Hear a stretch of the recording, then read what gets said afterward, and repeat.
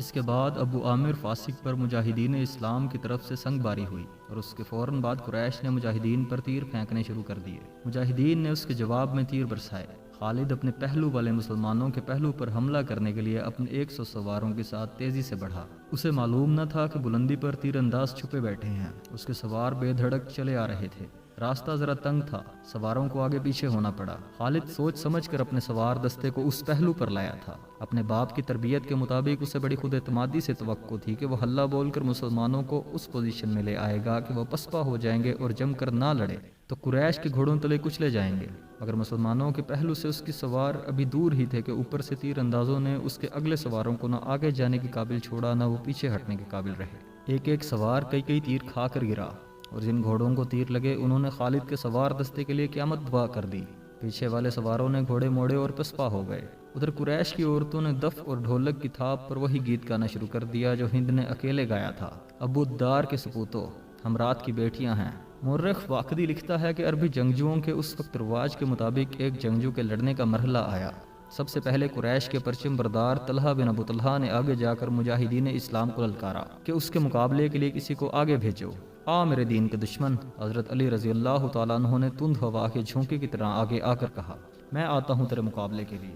طلحہ اپنے قبیلے کا پرچم تھامے تلوار لہراتے ہوئے بفرا ہوا آیا، مگر اس کا وار ہوا کو چیرتا ہوا گزر گیا۔ وہ ابھی سنبھل ہی رہا تھا کہ حضرت علی رضی اللہ تعالیٰ عنہ کی تلوار نے اسے ایسا گہرا زخم لگایا کہ پہلے اس کا پرچم گرا، پھر وہ خود گرا۔ قریش کا ایک آدمی دوڑا آیا اور پرچم اٹھا کر پیچھے چلا گیا۔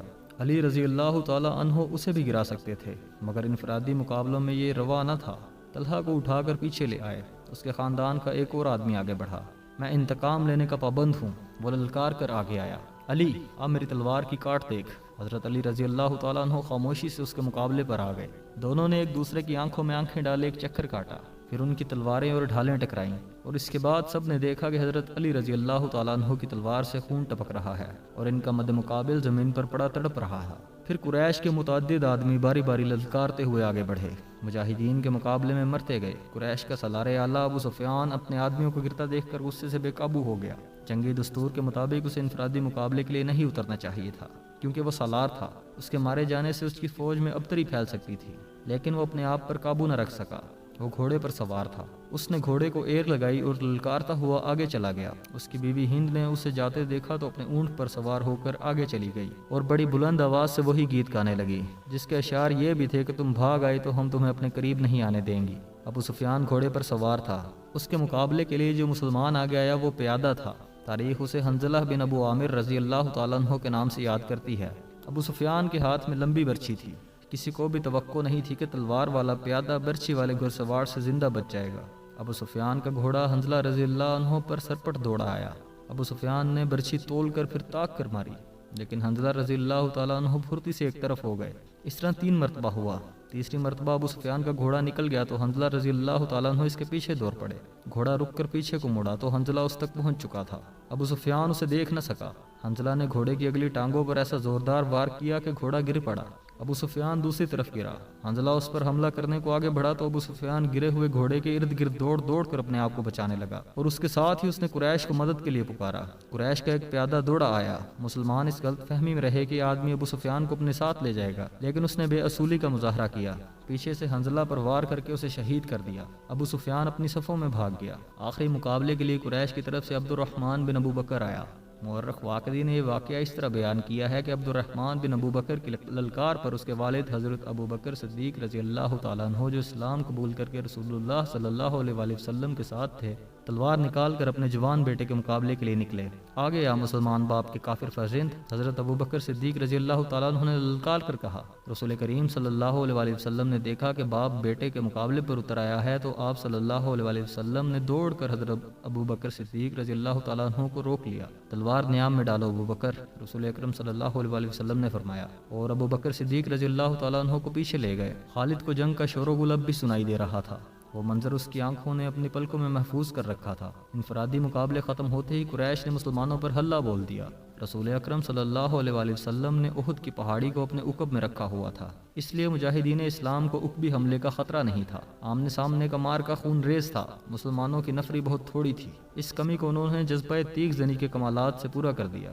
اگر قریش کو نفری کے افراد حاصل نہ ہوتی تو وہ مسلمانوں کے آگے نہیں ٹھہر سکتے تھے، وہ نفری کے زور پر لڑ رہے تھے۔ خالد کی نظر رسول کریم صلی اللہ علیہ وآلہ وسلم پر تھی۔ آپ صلی اللہ علیہ وآلہ وسلم ایک پہلو پر تھے، یہی پہلو تھا کہ جس پر خالد کو حملہ کرنا تھا۔ اب کہ اس نے اپنے سواروں کو یہ حکم دیا کہ وہ گھوڑوں کو سرپٹ دوڑاتے تنگ راستے سے آگے نکل جائیں اور مسلمانوں کے پہلو پر حلہ بولیں، مگر عبداللہ بن جبیر رضی اللہ تعالیٰ عنہ کے 50 تیر اندازوں نے سواروں کو اس طرح پسپا کر دیا کہ وہ چند گھوڑے اور زخموں سے کراہتے ہوئے گھڑ سواروں کو پیچھے چھوڑ گئے۔ مارکا عروج پر تھا، صرف ایک آدمی تھا جو لڑ نہیں رہا تھا۔ وہ میدان جنگ میں برچی اٹھائے یوں گھوم پھر رہا تھا جیسے کسی کو ڈھونڈ رہا ہو۔ وہ وحشی بن حرب تھا، وہ حمزہ رضی اللہ تعالیٰ عنہ کو ڈھونڈ رہا تھا۔ حمزہ رضی اللہ تعالیٰ عنہ کو قتل کرنے کے لیے اس کے لیے 2 انعام تھے، ایک یہ کہ اس کا آقا اسے آزاد کر دے گا، اور دوسرا ابو سفیان کی بیوی ہند کے وہ زیورات جو اس نے پہن رکھے تھے۔ اسے حمزہ رضی اللہ تعالیٰ عنہ نظر آ گئے۔ وہ قریش کے ایک آدمی صبا بن عبد العزیٰ کی طرف بڑھ رہے تھے۔ عرب میں رواج تھا کہ ختنہ عورتیں کیا کرتی تھیں۔ مورخ ابن حشام کے مطابق اسلام سے پہلے ہی عربوں میں ختنہ کا رواج موجود تھا۔ حمزہ رضی اللہ تعالیٰ عنہ نے جس صبا کو للکارا تھا اس کی ماں ختنہ کیا کرتی تھی۔ ختنہ کرنے والی کے بیٹے حمزہ رضی اللہ تعالیٰ عنہ نے اسے للکارا، ادھر آ، مجھے آخری بار دیکھ لے۔ صبا بن عبد العزیٰ حمزہ رضی اللہ تعالیٰ عنہ کی طرف بڑھا، غصے سے اس کا چہرہ لال تھا، وہ تلوار اور ڈھال کی لڑائی کا ماہر تھا۔ حمزہ رضی اللہ تعالیٰ عنہ بھی کچھ کم نہ تھے۔ دونوں ایک دوسرے کے قریب آئے اور ایک دوسرے پر وار کرنے لگے۔ دونوں کی ڈھالیں وار روک رہی تھیں۔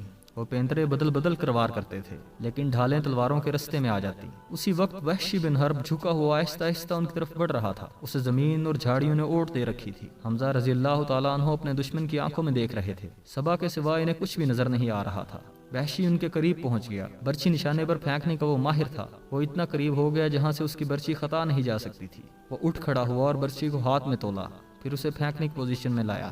حمزہ رضی اللہ تعالیٰ عنہ نے صبا پر یک کے بعد دیگرے تیزی سے 2-3 وار کیے۔ آخری بار ایسا پڑا کہ حمزہ رضی اللہ تعالیٰ عنہ کی تلوار صبا کے پیٹ میں اتر گئی۔ حمزہ رضی اللہ تعالیٰ عنہ نے تلوار اس کے پیٹ سے اس طرح نکالی کہ اس کا پیٹ اور زیادہ پھٹ گیا اور وہ حمزہ رضی اللہ تعالیٰ عنہ کے قدموں میں گر پڑا۔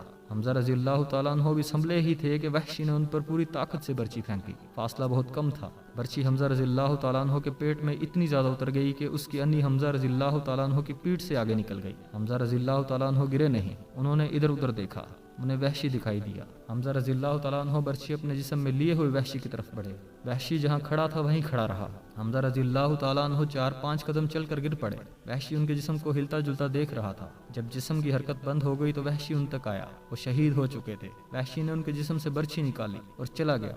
اب وہ ہند اور اپنے آقا جبیر بن مطعم کو ڈھونڈنے لگا۔ خالد کو وہ مارکا یاد آ رہا تھا اور اس کے دل پر بوجھ سا بڑھتا جا رہا تھا۔ اس کا گھوڑا چلا جا رہا تھا، وہ نشیبی جگہ سے گزر رہا تھا، اس لیے احد کی پہاڑی کی چوٹی اس کی نظروں سے اوجھل ہو گئی تھی۔ اسے اپنے قبیلے کی عورتیں یاد آئیں جو قریش اور ان کے اتحادی قبائل کو جوش دلا رہی تھیں۔ خالد کو یاد آیا کہ وہ مارکا کا نظارہ کرنے کے لیے اس بلند جگہ چڑھ گیا تھا۔ اسے مسلمان عورتیں نظر آئیں۔ مسلمان اپنے جن زخمیوں کو پیچھے لاتے تھے انہیں عورتیں سنبھال لیتی تھیں، ان کی مرہم پٹی کرتی اور انہیں پانی پلاتی۔ مسلمانوں کے ساتھ 14 عورتیں تھیں جن میں حضرت فاطمہ رضی اللہ تعالیٰ عنہا بھی تھی۔ پھر یوں ہوا کہ قلیل تعداد مجاہدین کثیر تعداد کفار پر غالب آ گئے۔ قریش کا پرچم بردار گرا تو کسی اور نے پرچم اٹھا لیا، وہ بھی گرا، پرچم کئی بار گرا۔ آخر میں غلام نے پرچم اٹھا کر اونچا کیا، لیکن وہ بھی مارا گیا۔ پھر مسلمانوں نے قریش کو پرچم اٹھانے کی مہلت نہ دی، قریش کے جذبے جواب دے گئے۔ خالد نے ان کی پسپائی دیکھی اور یہ بھی دیکھا تھا کہ مسلمان ان کا تعاقب کر رہے ہیں۔ قریش اپنے کیمپ میں بنا ٹھہرے اپنا مال و اسباب چھوڑ کر افراتفری کے عالم میں بھاگ گئے۔ یہاں سے جنگ کے بعد کا مرحلہ شروع ہو گیا۔ مسلمانوں نے فتح کی خوشی میں اور انتقامی جذبے کے تحت قریش کے کیمپ کو لوٹنا شروع کر دیا۔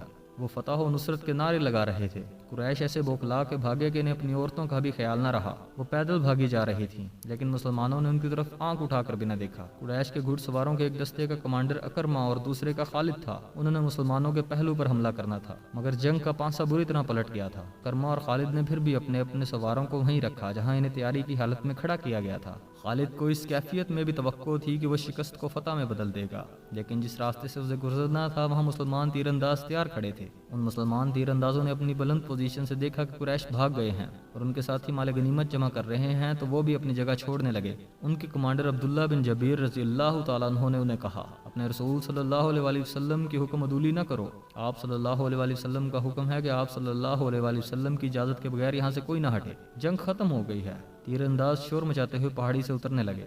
غنیمت غنیمت، فتح ہماری ہے۔ عبداللہ بن جبیر رضی اللہ تعالیٰ عنہ کے ساتھ صرف 9 تیر انداز رہ گئے تھے۔ خالد نے یہ منظر دیکھا تو اسے ایسا لگا جیسے خواب دیکھ رہا ہو۔ وہ یہی چاہتا تھا، وہ تیر اندازوں کو دیکھتا رہا۔ جب وہ قریش کے کیمپ میں پہنچ گئے تو اس نے اس پہاڑی پر حملہ کر دیا جہاں پر عبداللہ بن جبیر رضی اللہ تعالیٰ عنہ اور ان کے 9 تیر انداز رہ گئے تھے۔ خالد انہیں نظر انداز بھی کر سکتا تھا لیکن ان سے وہ انتقام لینا چاہتا تھا۔ اس کے گھڑ سوار پہاڑی پر چڑھتے جا رہے تھے، اوپر سے تیر انداز تیزی سے تیر برسا رہے تھے۔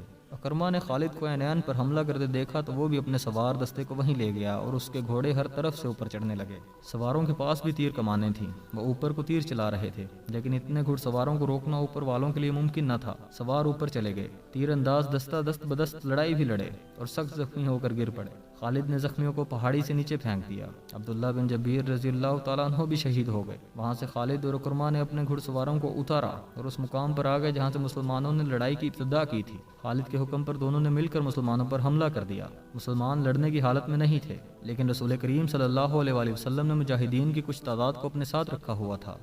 یہ مجاہدین گھڑ سواروں کے مقابلے میں ڈٹ گئے۔ قریش کے ساتھ جو عورتیں آئی تھی وہ بھاگ گئی تھیں لیکن امراہ نامی ایک عورت وہیں کہیں چھپ گئی تھی۔ اس نے جب قریش کے گھڑ سواروں کو مسلمانوں پر حملہ کرتے دیکھا تو اسے قریش کا پرچم زمین پر پڑا نظر آیا۔ عورت نے پرچم اٹھا کر اوپر کر دیا۔ ابو سفیان نے اپنے بھاگتے ہوئے پیادوں پر قابو پا لیا تھا۔ اس نے ادھر دیکھا تو اسے اپنا پرچم لہراتا ہوا نظر آ گیا۔ اس نے حبل زندہ باد اور عزا زندہ باد کے نعرے لگائے اور پیادوں کو واپس لا کر مسلمانوں کو گھیرے میں لے لیا۔ خالد کو وہ وقت یاد آ رہا تھا، رسول کریم صلی اللہ علیہ وسلم کو ڈھونڈ رہا تھا اور آج 4 برس بعد وہ مدینہ